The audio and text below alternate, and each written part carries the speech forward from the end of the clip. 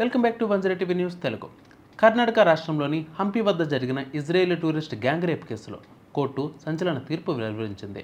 విదేశీ మహిళపై దారుణంగా సామూహిక అత్యాచారం చేసి ఆమెతో ఉన్న స్నేహితుడిని హత్య చేసిన కేసులో ముగ్గురు నిందితులను దోషులుగా తెలిసిన కోర్టు వారికి ఉరి శిక్ష విధించింది. మంచి పని.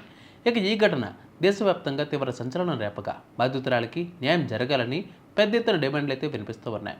పోలీసుల వివరాల ప్రకారం ఇజ్రాయెల్కు చెందిన మహిళ పర్యాటకంగా హంపి ప్రాంతానికి వచ్చింది. ఈ సమయంలోనే మల్లేష్, చరణ్ సాయి, అతని స్నేహితుడు ఇంకొకడు అనే ఈ ముగ్గురు నిందితులు ఆమెను లక్ష్యంగా చేసుకుని దాడి చేశారు. మహిళపై సామూహిక అత్యాచారానికి పాల్పడడంతో పాటు ఆమెతో ఉన్న పురుష స్నేహితుడిని హత్య చేసినట్లు విచారణలో తేలింది. ఘటనపై బాధితురాలు ఫిర్యాదు మేరకు కేసు నమోదు చేసిన పోలీసులు వేగంగా విచారణ జరిపి నిందితులను అరెస్ట్ చేశారు.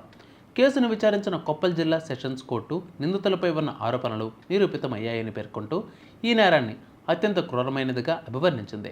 సమాజంలో మహిళల భద్రతకు భంగం కలిగించే ఇలాంటి నేరాలకు కఠిన శిక్షలు అవసరమని వ్యాఖ్యానించిన కోర్టు ముగ్గురు నిందితులకు ఉరిశిక్ష విధిస్తూ తీర్పునైతే ఇచ్చింది.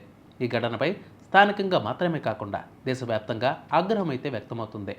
విదేశీ మహిళపై జరిగిన దారుణం భారత ప్రతిష్టకు కూడా భంగం కలిగించిందని పలువురు అభిప్రాయం వ్యక్తం చేస్తూ ఉన్నారు.